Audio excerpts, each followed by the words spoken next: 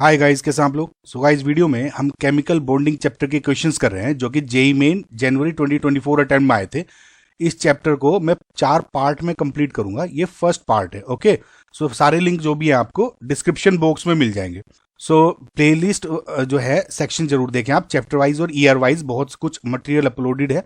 Please एक बार जरूर check करें, काफी आप हेल्प मिलेगी आपको। सो इसमें फिलहाल हम स्टार्ट करते हैं। Given below are two statement. So basically ये असर्शन एंड रीजनिंग टाइप का क्वेश्चन है। सो असर्शन बोला हुआ है कि PH3 यानी phosphine has lower boiling point than NH3 यानी ammonia. Okay, now this is a correct statement. Now अब इसको देखिए, एक्सप्लेनेशन देता हूं। बेसिकली बॉइलिंग पॉइंट जब भी आप चेक करते हैं ना, तो देखिए मेनली आप क्या चेक करते हो। सबसे पहले आप देखते हैं उनकी इंटरमोलिकुलर फोर्सेस। ओके, उसके बाद चेक किया जाता है अगर इंटरमोलिकुलर फोर्सेस से आपका जो क्वेश्चन है या बॉइलिंग पॉइंट आप नहीं डिसाइड कर पा रहे हो, उसके बाद हम आते हैं मोलिक्यूलर वेट पे। ओके, और तीसरे नंबर पे अगर इससे भी नहीं आपका आ रहा है मोलिक्यूल की शेप से। नाउ IMF फोर्सेस जैसे आप हाइड्रोजन बॉन्डिंग देखते हो, करेक्ट, या डाइपोल डाइपोल मूवमेंट आप देखते हो, या फिर आप वंडर वॉल अट्रैक्शंस देखते हो। सो बेस्ड ऑन दिस जो इस पे भी हाइड्रोजन बॉन्डिंग होगी, ये जो अट्रैक्शन का ये ऑर्डर हो जाता है। तो जिसमें ज्यादा हाइड्रोजन बॉन्डिंग होगी वो ज्यादा बॉइलिंग पॉइंट होगा, क्योंकि मोलिक्यूल्स हैं वे ज्यादा स्ट्रॉन्ग फोर्सेस से बेसिकली जॉइंट है दो, है ना। तो अब उन मॉलिक्यूल को जब आप बॉयल करोगे, इस बॉन्ड को ब्रेक होने में टाइम लगता है या ज्यादा एनर्जी लगेगी। अगर हाइड्रोजन बॉन्डिंग है थोड़ी कम एनर्जी लगेगी, डाइपोल डाइपोल थोड़ी कम, उससे भी कम लगेगी अगर वॉन्डरवॉल है। ओके, सो बेसिकली अगर इससे नहीं होता तब नेक्स्ट आपको आना है। ओके, अब इस केस में अगर आप देखोगे अमोनिया मॉलिक्यूल्स के बीच में आपको ऑब्वियसली हाइड्रोजन बॉन्डिंग दिखती है। कैसे? जैसे फॉर एग्जांपल ये आपका अमोनिया मॉलिक्यूल है, ये लोन पेयर होता है, करेक्ट। नाइट्रोजन बहुत अच्छा इलेक्ट्रोनेगेटिव एलिमेंट होता है, तो उससे क्या होगा, ये जो हाइड्रोजन होते हैं, करेक्ट, इनके बीच में जो ये हाइड्रोजन बॉन्डिंग बन जाती है। नाउ सिमिलरली जैसे ये बन गया, आगे अगर आप एक अमोनिया मॉलिक्यूल और ले लो तो उसमें भी आपको हाइड्रोजन बॉन्डिंग दिख जाएगी। सिमिलरली और भी जो आपके मॉलिक्यूल्स है, जैसे यहाँ पे अगर मैं H ले लूं, ओके, ये वाला जो एक है हाइड्रोजन बॉन्डिंग, तो मल्टीपल हाइड्रोजन बॉन्डिंग बनती है। तो इस वजह से इसमें ज्यादा बॉइलिंग पॉइंट होता है अमोनिया केस में। PH3 के केस में no hydrogen bonding is there because इसकी जो फोस्फोरस है, हालांकि नाइट्रोजन फोस्फोरस सेम ग्रुप में है, लेकिन इलेक्ट्रोनेगेटिविटी फोस्फोरस की इतनी अच्छी नहीं होती कि वो हाइड्रोजन बॉन्डिंग शो कर सके। ओके, सो इस वजह से अमोनिया ज्यादा बॉइलिंग पॉइंट दिखाता है। अब नीचे क्या है लिखा हुआ है कि in liquid state ammonia molecules are associated through van der Waals forces but phosphine molecule associated with hydrogen bonding. अभी आपको एक्सप्लेन किया, this is incorrect statement. Okay, so इसका मतलब A is correct but reason is not correct, यानी आपका जो option है 4 is correct. Next question देखते हैं। Select the compound from the following that will show intramolecular hydrogen bonding. Intramolecular hydrogen bonding कही है, ना कि इंटर। ओके, इंटरमोलिक्यूल क्या है कि जैसे वाटर मॉलिक्यूल है H2O। ओके, तो H2O में क्या होता है कि जैसे ये वाला एक मैं एग्जांपल ले लूं हाइड्रोजन बॉन्डिंग का, कि जैसे H है और ये ऑक्सीजन के बीच में हाइड्रोजन बॉन्डिंग है, करेक्ट। नाउ ये एक डिफरेंट मॉलिक्यूल है और ये डिफरेंट मॉलिक्यूल है, इनके बीच में हाइड्रोजन बॉन्डिंग है, तो दो डिफरेंट है, इंटर मॉलिक्यूलर हो गया। सिमिलरली जैसे अमोनिया अगर आप देखोगे, अमोनिया के इसमें भी जैसे मैं एक ही आपको बॉन्ड दिखा रहा हूं, ये मत सोचे कि आपको कि एक ही होते, ये एच भी बनाता है, लेकिन एग्जाम्पल के तौर पे मैं एक दिखा रहा हूं आपको। ठीक है, अब जैसे ये वाला हो गया, ये हाइड्रोजन बॉन्डिंग हो गई नाइट्रोजन अमोनिया, ये भी इंटरमोलिकुलर हो गया।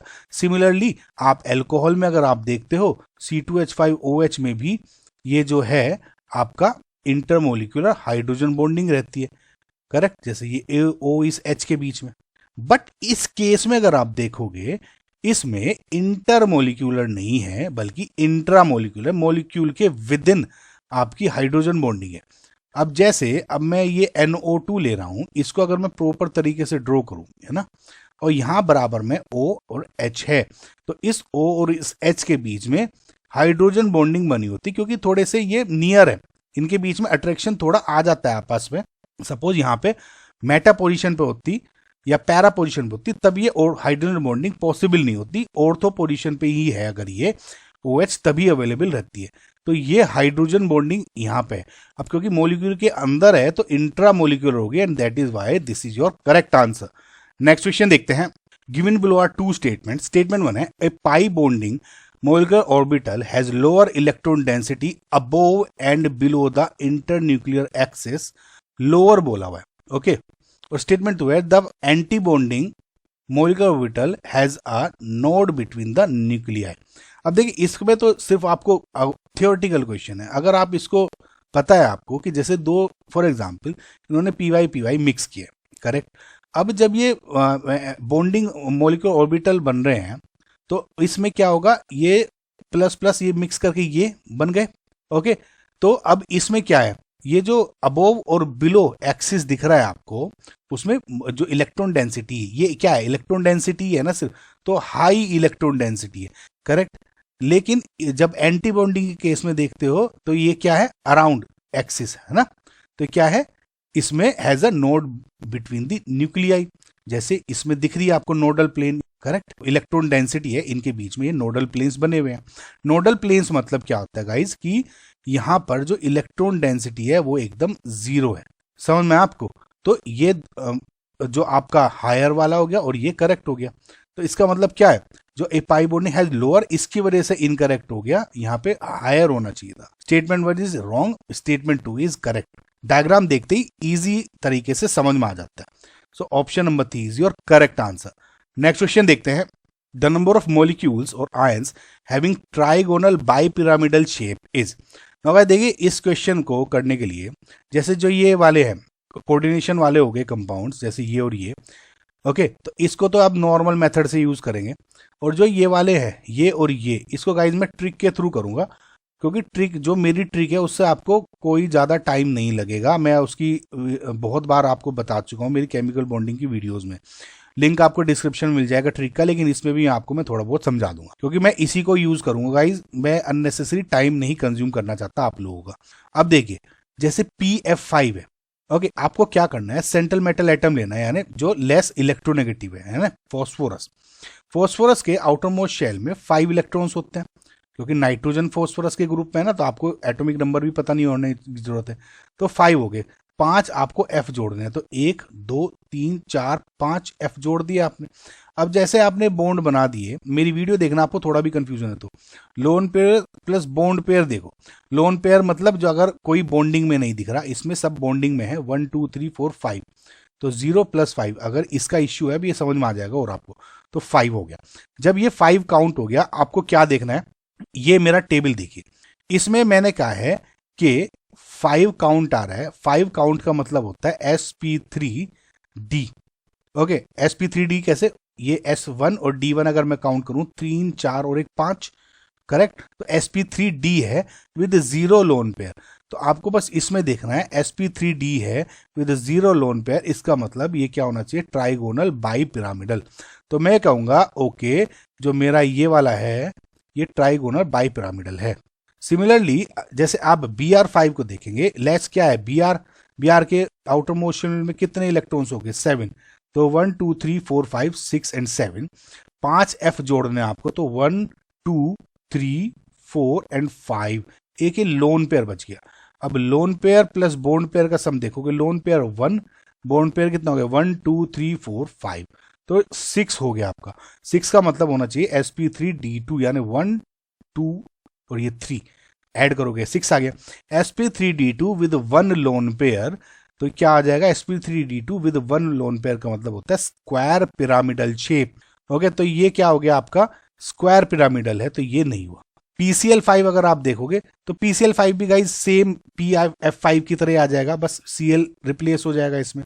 तो इसको मैं दोबारा ड्रॉ नहीं कर रहा हूँ, ये क्या हो जाएगा आपका ट्राइगोनल बाई पिरामिडल ही हो जाएगा। समझ में आ गया ना आपको कैसे कर रहा हूँ, ठीक है। तो अब ये हो गया नेक्स्ट PtCl5, और ये वाला मैं अभी एंड में बता दूंगा, पहले BF3 साथ साथ बता देता हूँ आपको, क्योंकि ये जो ट्रिक यूज कर रहे हो तो उससे आपको काफी प्रैक्टिस भी हो जाएगी, ओके। सो जो बोरोन है उसका आउटर मोस्ट शेल में हो गए 3 इलेक्ट्रॉन, 3 F जोड़ने हैं, तो 1 2 3, तो lone pair plus bond pair का सम हो जाएगा, लोन पेयर 0 बॉन्ड पेयर 3, यानी 3 का मतलब sp2, okay. 2 + 1 3, sp2 with 0 lone pair का मतलब है आपका ट्राइगोनल प्लेनर। तो ये हो गया आपका ट्राइगोनल प्लेनर। ओके, तो इसका मतलब जो ये भी नहीं है। अब इसको और इसको देखते हैं। अच्छा, अब इस केस में आपको जो नॉर्मल मेथड यूज करते हैं वो यूज के लिए, देखिए मैंने आपको बताया था PTCl4, यानी अगर आपकी कोऑर्डिनेशन नंबर 4 है, तो मैंने बहुत बार आपको बताया हुआ है जब भी PTCl5 2 नेगेटिव हो, या मतलब 4 कोऑर्डिनेशन हो उसमें, हालांकि Cl वीक फील्ड लिगेंड होता है अगर आप 6 कोऑर्डिनेशन में देखते हो, लेकिन इस केस में जो Cl है वो आपका स्ट्रॉन्ग फील्ड लिगेंड की तरह ही काम करता है। और पीटी के जो आउटरमोस्ट शेल में जो आपके पीटी का, इसमें देखिए कोऑर्डिनेशन नंबर ऑक्सीडेशन स्टेट क्या है +2, तो पीटी का मतलब क्या हो गया 5D8, इसका जो आउटरमोस्ट शेल का हो गया 5D8 हो गया, स्ट्रॉन्ग फील्ड लिगेंड है तो पेयरिंग हो जाएगी। ओके, तो पेयरिंग ही कर देता हूं मैं 1 2 3 4 5 6 7 एंड 8। ओके, अब 4 Cl जोड़ने हैं, तो ये हो गया S और ये हो गया P। 4 Cl कैसे जोड़ोगे 1 2 3 एंड 4, तो इसमें क्या हो गया DsP2, DsP2। ओके, DsP2 का मतलब क्या होता है आपका स्क्वायर प्लेनर। ओके, तो ये हो गया आपका स्क्वायर प्लेनर, तो यानी ये भी नहीं है। FeCO5 को अगर देखते हैं, सेम वही आपको देखना है, इसमें जो आयरन है Fe, इसका जो कोऑर्डिनेशन नंबर क्या है 0 है। ओके, अब इसका जो Fe का और इलेक्ट्रॉनिक कन्फिग्रेशन क्या हो जाएगा 3D6 and 4s2। CO is a strong field ligand हो जाएगा। और इस केस में अगर आप देखोगे 1 2 3 4, तो 6 और 2 7 8 इलेक्ट्रॉन्स बढ़ने हैं, 1 2 3 4 5 6 7 8। ओके, अब 5 CO है, तो ये देख लो आप इसमें, तो 1 CO 2 CO 3 CO 4 CO and 5 CO, यानी DsP3। इसका मतलब ट्राइगोनल बाई पिरामिडल, ये भी ट्राइगोनल बाई पिरामिडल ही है, इसका मतलब ये भी हो गया। तो नंबर पूछा था आपका, तो नंबर कितना हो गया 1 2 and 3, it means 3 is your final answer. Next question देखते हैं, arrange the bonds in order of increasing ionic character in the molecules. देखिए इस टाइप के क्वेश्चंस में आपको थोड़ा सा है ना ऑप्शंस देख के भी चलाना पड़ेगा, क्योंकि बहुत बार आप इजीली कंफ्यूज हो सकते हो। देखिए आयोनिक कैरेक्टर, जैसे आप ये देखो, मैं फॉर एग्जांपल N2 का एग्जांपल ले रहा हूं। N2 क्या है, कोवेलेंट बॉन्ड से ट्रिपल बॉन्ड इनमें है, तो ये आयनिक कैरेक्टर कैसे देखोगे आप। देखिए क्या होता है नॉर्मली, जैसे या अगर इसका मैं CIF3 ले लूं, तो है ना IF3, ये हालांकि है तो क्या अपना कोवेलेंट है ना, लेकिन कुछ आयनिक कैरेक्टर भी होना चाहिए।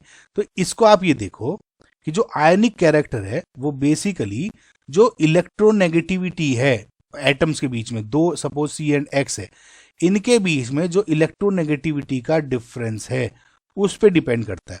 Higher the electronegativity difference, higher will be the ionic character.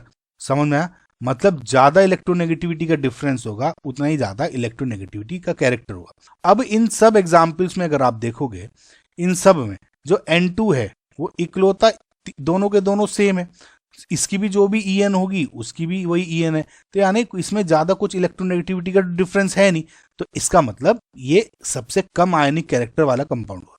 तो सबसे कम है, इसको मैंने इसमें ले लिया। अब आप देखिए मैं किस अप्रोच से कर रहा हूं, तो आपको वो समझने की कोशिश करिए। तो मैंने फर्स्ट और सेकंड ऑप्शन काट दिया और ये हो गया। अब बात आई इन दोनों में, मुझे SO2 और CIF3 को देखना है कि इसमें किसका ज्यादा है। ओके, नाउ अगर आप SO2 और CIF3 को देखो, ठीक है, अब SO2 में जो बॉन्ड बन रहा है सल्फर और ऑक्सीजन के बीच में बन रहा है, और इस केस में जो भी है C और I या C और F के बीच में बन रहा है, ठीक है। अब आप देखो carbon, nitrogen, oxygen, fluorine and chlorine, और ये सल्फर हो गया। अगर मैं ये देखूं कार्बन और फ्लोरीन के बीच का जो इलेक्ट्रोनेगेटिव डिफरेंस है, देखो जैसे लेफ्ट टू राइट जाते हो इलेक्ट्रोनेगेटिविटी इंक्रीज होती है, तो इसमें और सल्फर और ऑक्सीजन में अगर आप देखोगे तो मोस्ट इलेक्ट्रोनेगेटिव एलिमेंट है ना ये, डाउन द ग्रुप तो वैसे भी डिक्रीज हो रही है, तो इसमें और इसमें ज्यादा इलेक्ट्रोनेगेटिविटी का डिफरेंस होना चाहिए, है ना, और सल्फर और ऑक्सीजन में इसके कंपैरिजन में कम होना चाहिए। तो ज्यादा इलेक्ट्रोनेगेटिव डिफरेंस है तो मैं कह दूंगा SO2 कम आयनिक कैरेक्टर वाला है देन CIF3, ठीक है। तो इसका मतलब मेरा जो ये भी ऑप्शन है ये भी कट जाएगा, ये मैं मान लूंगा। समझ में आपको अब तक।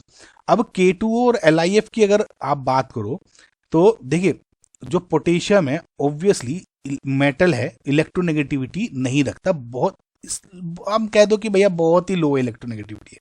अगेन जो ऑक्सीजन है वो आपका अच्छा इलेक्ट्रोनेगेटिविटी का एलिमेंट है। करेक्ट। नाउ अगर आप देखो lithium, sodium and potassium, okay, और बिल्कुल ये फर्स्ट ग्रुप में हो गया, और एट दी बिल्कुल एंड में आ गया आपका फ्लोरीन, और यहाँ पे हो गया ऑक्सीजन।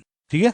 अब इसमें एक बात देखो आप, जो लिथियम है और फ्लोरीन है, fluorine being the most electronegative element, इसमें और इसमें ज्यादा डिफरेंस हो जाएगा rather than potassium and oxygen के बीच में, क्योंकि फ्लोरीन को मैं इसलिए मान रहा हूं क्योंकि सबसे ज्यादा इलेक्ट्रोनेगेटिव एलिमेंट है।